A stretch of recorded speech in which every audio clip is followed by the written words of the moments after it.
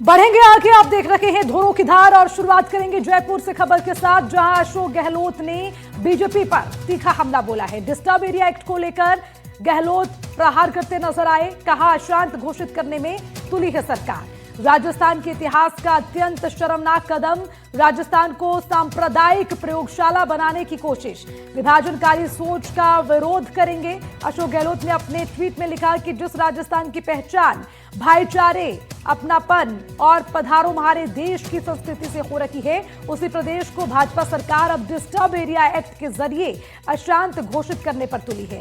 ये राजस्थान के इतिहास का अत्यंत शर्मनाक कदम है। फर्क साफ है, हमारी कांग्रेस सरकार ने महात्मा गांधी के विचारों को आगे बढ़ाते हुए देश का पहला शांति और अहिंसा विभाग बनाया, ताकि संवाद, सद्भाव और प्रेम से समाज मजबूत हो। भाजपा सरकार ने सत्ता में आते ही पहले उस विभाग को ठप किया और अब ये कानून थोपकर राजस्थान में सांप्रदायिक प्रयोगशाला बनाने की कोशिश कर रही है। राजस्थान में ना तो ऐसे हालात हैं और ना यहाँ नफरत की जमीन है। ये कानून आमजन की संपत्ति के मूल्य गिराएगा और सदियों से साथ रह रहे समाज को बांटने का काम करेगा। अपनी प्रशासनिक विफलताओं से ध्यान हटाने के लिए भाजपा सरकार पोलराइजेशन का रास्ता अपना रही है। राजस्थान की जनता शांति और सौहार्द चाहती है, डिस्टर्ब का ठप्पा नहीं। इस विभाजनकारी सोच का हम पुरजोर विरोध करेंगे। तो ये जो पूरा लेख है, ये अशोक गहलोत की ओर से लिखा गया है और अपने इस लेख के जरिए, यानी कि अपने इस ट्वीट के जरिए सरकार पर हमलावर नजर आ रहे हैं अशोक गहलोत। और अब इसी खबर पर ज्यादा जानकारी के साथ सुशांत पारी फोन लाइन पर हमारे साथ जुड़ गए हैं, उनसे ज्यादा जानकारी लेंगे। सुशांत, देखिए, जहां इस एक्ट का जिक्र हो रहा है कि राजस्थान को बेहतर बनाने के लिए, और वहीं दूसरी ओर विपक्ष इसको भुनाने की कोशिश कर रही है, अशोक गहलोत की टिप्पणी को किस तरह देखें? देखिए, अशोक गहलोत अभी फिलहाल मुंबई के दौरे पर हैं, लेकिन राजस्थान से जुड़े हुए मसलों पर वो सोशल मीडिया, खासतौर पर एक्स के जरिए एक्टिव हैं। और सरकार ने कैबिनेट की बैठक में डिस्टर्ब एरिया एक्ट को अनुमोदन किया, उसके बाद से कांग्रेस हमलावर है। अशोक गहलोत का ये जो पोस्ट हम दिखा रहे हैं, ये उसी संदर्भ में है। और उन्होंने कहा है कि राजस्थान पधारो हमारी संस्कृति वाला, कल्चर वाला स्टेट रहा है, और ऐसे में अगर इसे अशांत स्टेट घोषित किया जा रहा है या सरकार ऐसा करने पे तुली है, तो इस प्रदेश की जो भावना है, इसकी जो कल्चर है, वो पूरी तरीके से खत्म होगी। हालांकि वो मेंशन कर रहे हैं कि कैसे कांग्रेस सरकार के समय महात्मा गांधी के विचारों के लिए शांति, अहिंसा जैसा अलग से विभाग बनाया गया, लेकिन सरकार सांप्रदायिक प्रयोगशाला बनाने की कोशिश कर रही है। और ये विधानसभा चुनाव, माफ कीजिए, राजस्थान विधानसभा से पहले इस तरीके से अनुमोदन हुआ, विधानसभा में बिल लाया जाएगा, उससे पहले एक बड़ा बर्निंग इश्यू बन रहा है और इसका असर हमें विधानसभा के भीतर भी दिखाई देगा। लेकिन सुशांत, क्या इसको लेकर आम जनता में किसी तरह की कोई प्रतिक्रिया नजर आती है? क्योंकि जब भी कोई एक्ट या किसी तरह का परिवर्तन प्रदेश में होता है, तो निश्चित तौर पर राजनीति से इतर भी इसको लेकर रिएक्शंस देखने को मिलते हैं।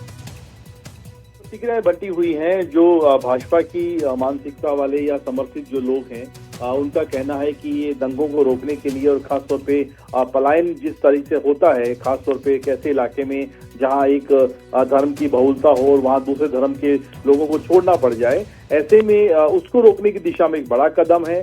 दूसरी तरफ कांग्रेस या फिर इस तरह की विचारधारा वाले जो लोग हैं, उनका कहना है कि ये पूरा माहौल बिगाड़ने की कोशिश है, असल मुद्दों से ध्यान भटकाने की कोशिश है। तो राय भी इस मामले में लोगों की भी बंटी हुई है। ठीक है, बहुत बहुत शुक्रिया तमाम जानकारी के लिए।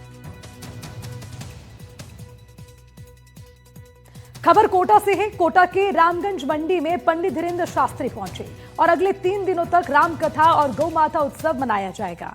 बाबा बागेश्वर की एक झलक पाने के लिए यहां पर श्रद्धालु आतुर दिखे। उन्होंने शिक्षा मंत्री मदन दिलावर का भी यहां पर आभार जताया। बाबा बागेश्वर ने एनडीटीवी से खास बातचीत की है, आइए आपको सुनाते हैं।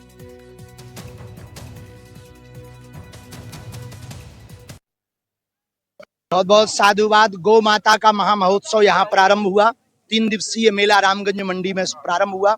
हमारे अति प्रिय राजस्थान के परम गौ सेवक श्री मदन दिलावर जी के द्वारा ये गौ माता का महोत्सव और श्री हनुमान चालीसा पर कथा का आज से आयोजन है। प्रथम दिवस लगभग 1000 माताओं ने घर बार छोड़कर लगभग 1 महीने तक इस पूरी रामगंज मंडी प्रांगण को साफ सुथरा किया, और उन दीनहीनों के कारण हम सब ये उत्सव आज मना पा रहे हैं। उनको हम मिले, गौ माता का पूजन किया।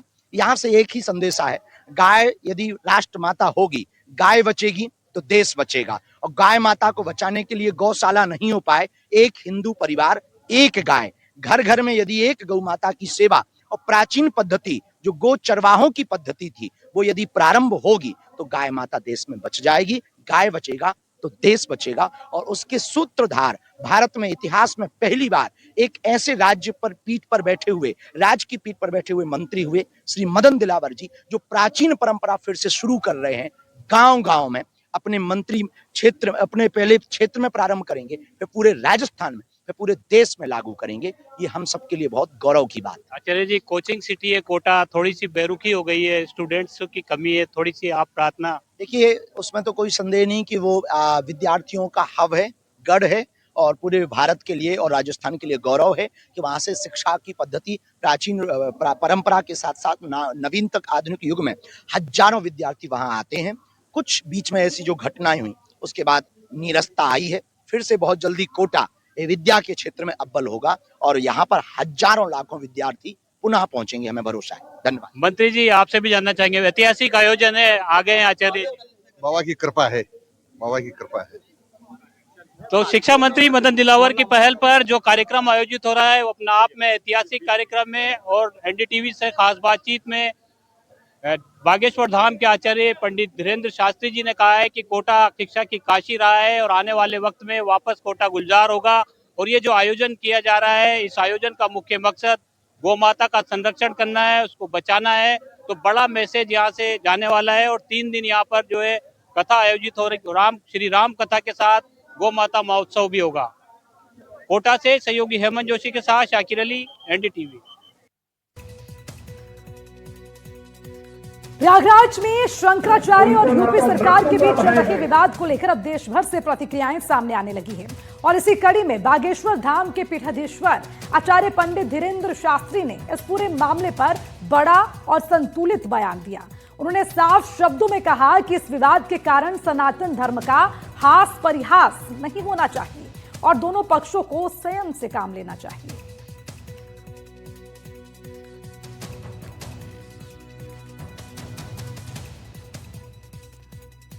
तो बाबा बागेश्वर का ये बड़ा स्टेटमेंट हालांकि एक पक्ष नहीं बल्कि दोनों पक्ष के लिए है, जिसमें शंकराचार्य विवाद पर बाबा बागेश्वर ने साफ तौर पर यह कहा है कि यहां पर संयम से दोनों को काम लेना चाहिए और हिंदू धर्म का साहस परिहास नहीं होना चाहिए, ये भी कहते नजर आए।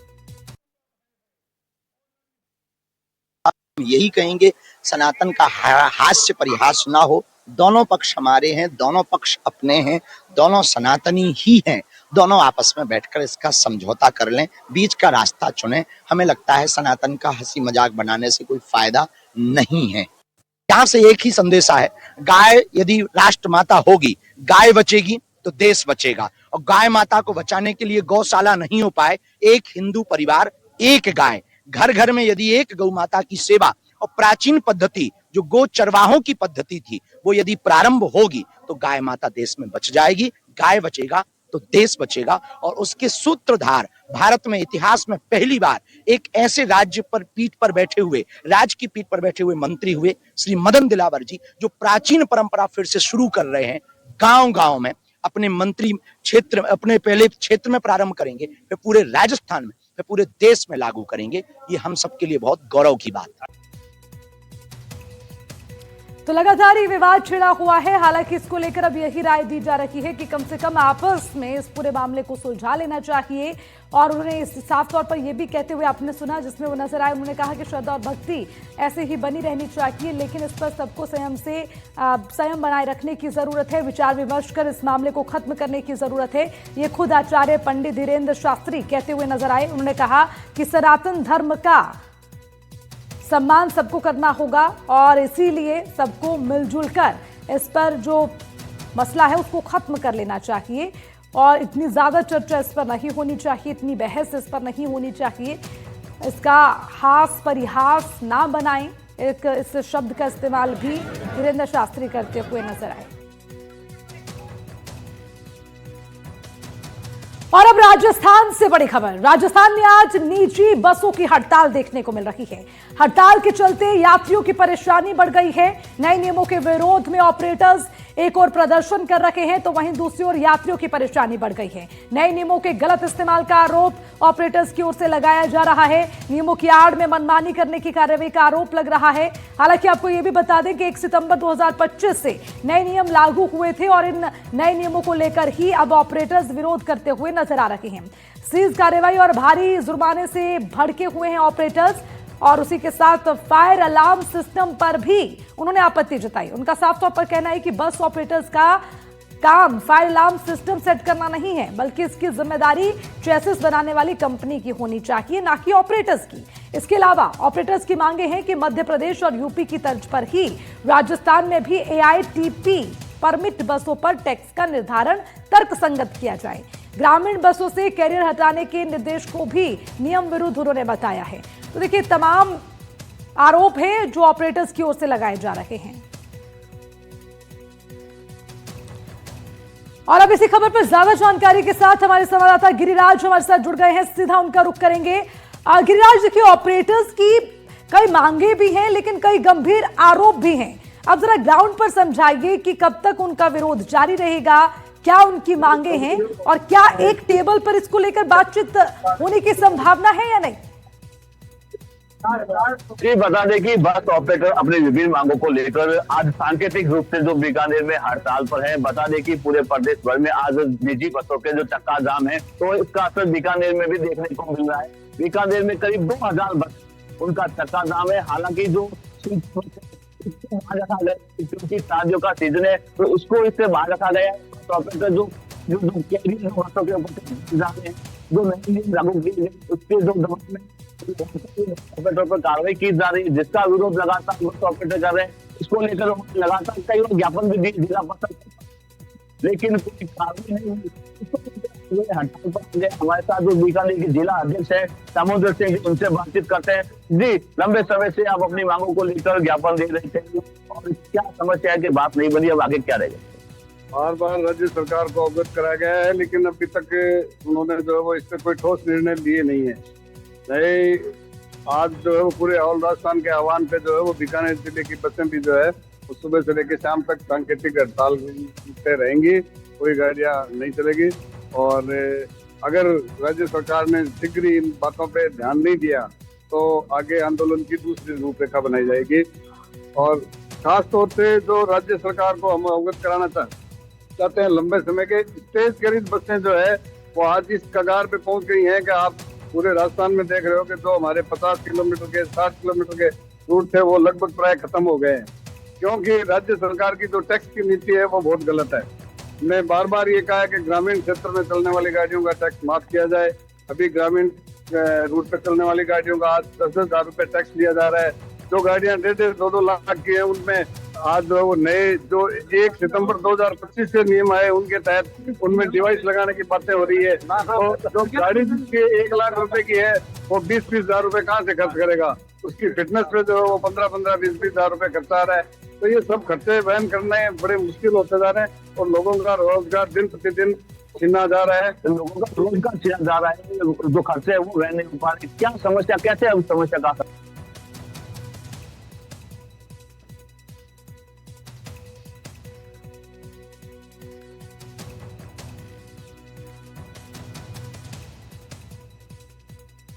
आगे अब सब मिलकर हम आगे रणनीति हम तय करेंगे कि आगे हमें क्या करना है, क्या नहीं। हो सकता है भी अनिश्चितकालीन के लिए भी हमें हड़ताल करनी पड़े। अगर सरकार अगर आपकी बात नहीं मानती है तो आगे क्या रहेगा? अगली रणनीति क्या होगी और क्या चाहते, किस तरह से समझौता होगा आपका? अगली रणनीति ये रहेगी सर, हम अगले फरवरी माह में अनिश्चितकालीन हड़ताल की घोषणा करेंगे। 2014 के बाद में स्टेज कैरियर कोई किराया नहीं बढ़ाया, जबकि 2014 के बाद में सभी तरह के खर्चे और जो नौकरी पेशा लोग हैं उनकी तनख्वाह डबल या ट्रिपल हो गई है। लेकिन स्टेज कैरियर का आज भी टैक्स लगातार बढ़ता जा रहा है। स्टेज कैरियर किराया है 2014 के बाद में आज तक बढ़ा ही नहीं है, जबकि डीजल वीजल सभी तरह के खर्चे बढ़ रहे हैं। हम चाहते हैं कि राज्य सरकार एक टेबल पर बैठ के हमारे सभी समस्याओं का समाधान करे। और स्टेज कैरियर व्हीकल के अंदर सर सबसे बड़ी समस्या ये है कि ऊपर छत पे जो कैरियर लगा हुआ है, ग्रामीण क्षेत्र में जो गरीब लोग हैं जो अपना छोटा मोटा झोपड़ा या खिड़की दरवाजा मकान, जो छोटा मोटा सामान ले जाने के लिए जो 1000-1500 का सामान होता है, उस सामान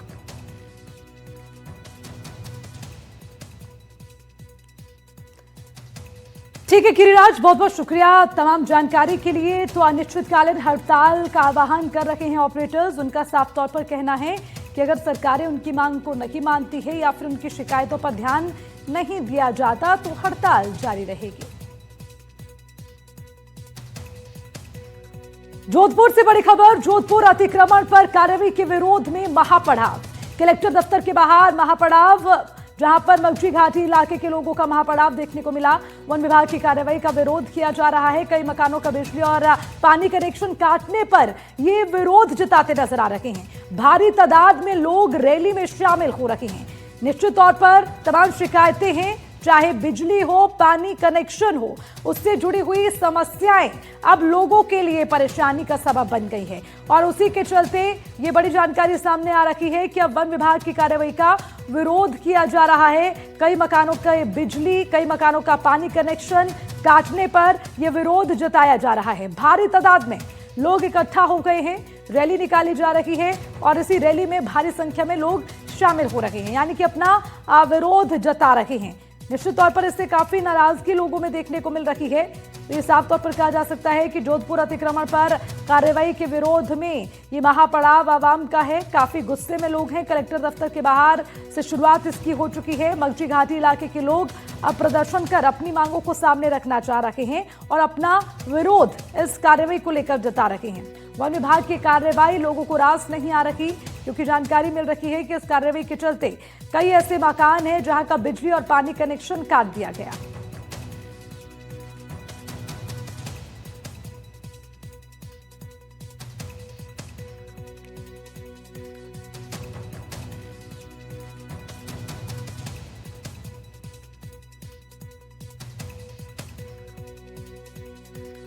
तो अतिक्रमण पर कार्रवाई के विरोध में लोगों का प्रदर्शन, नाराजगी, बिजली पानी ना मिलना, पानी का कनेक्शन काट देना, बिजली का कनेक्शन काट देना, ये कार्रवाई मगजी घाटी के लोगों को रास नहीं आ रही और इसी से नाराज होकर, आक्रोश होकर ये रैली निकाली जा रही है, जिसमें बड़ी संख्या में लोग पहुंच रहे हैं। बता दें, कलेक्टर दफ्तर के बाहर से इसका आह्वान हो चुका है। मगजी घाटी इलाके के लोगों ने इसमें भारी संख्या में अपनी मौजूदगी दर्ज करवाई है। और बता दें, वन विभाग की कार्रवाई को लेकर यह विरोध किया जा रहा है। इसमें जो मुख्य शिकायत है वो ये कि कई मकान ऐसे जहां बिजली का कनेक्शन खत्म कर दिया, पानी का कनेक्शन काट दिया गया, जिसकी वजह से लोगों में नाराजगी है। ये देखिए, तस्वीरें सामने आई हैं अतिक्रमण पर कार्रवाई, तो वहीं दूसरी ओर इसका विरोध और उसके लिए ये महापड़ाव लोगों की ओर से। ये इसलिए कहा जाएगा क्योंकि बहुत बड़ी संख्या में लोग इसमें शामिल हुए हैं।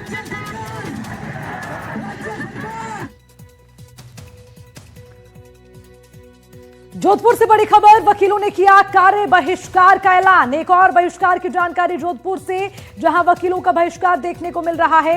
हाईकोर्ट बार एसोसिएशन को ज्ञापन सौंपा गया है, यानी कि काम नहीं करेंगे, कार्य का बहिष्कार किया जा रहा है।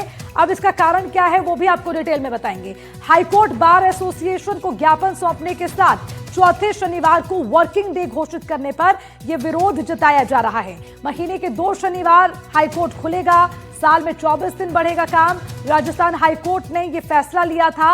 अब लंबित मामलों में तेजी लाने के लिए फैसला लिया गया, लेकिन यह फैसला वकीलों को रास नहीं आया और उसी के चलते अब सभी काला कोट पहनकर सड़कों पर उतर आए। विरोध प्रदर्शन किया जा रहा है। ज्ञापन सौंपने की बात भी सामने आ रही है।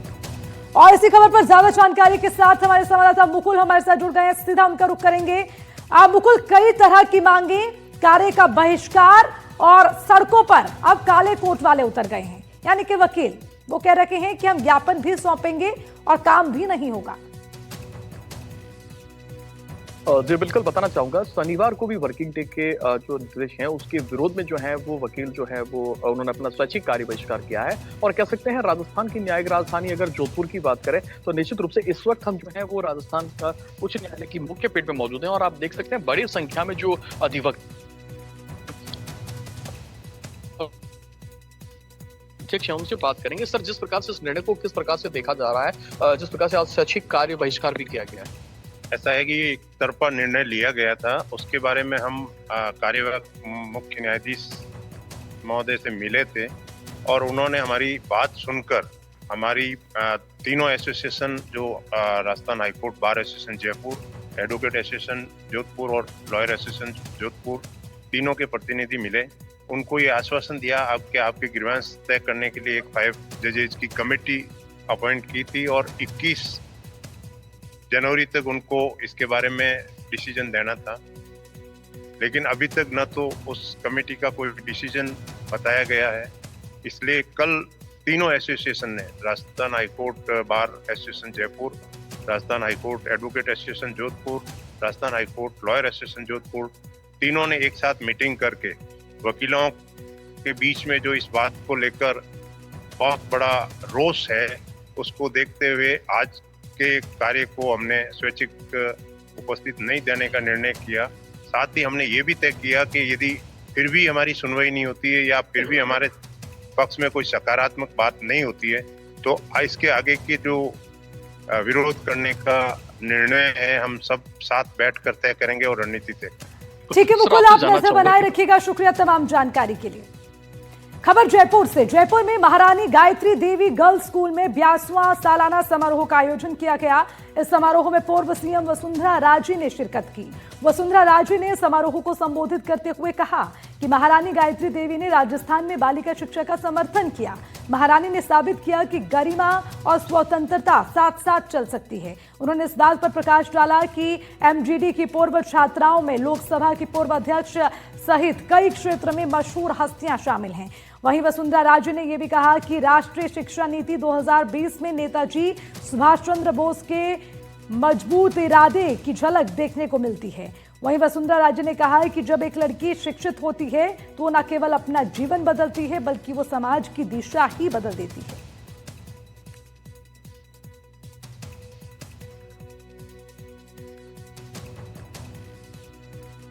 और इसी के साथ इस बुलेटिन में फिलहाल के लिए इतना ही। खबरों का सिलसिला लगातार जारी है, आप देखते रहिए एनडीटीवी राजस्थान।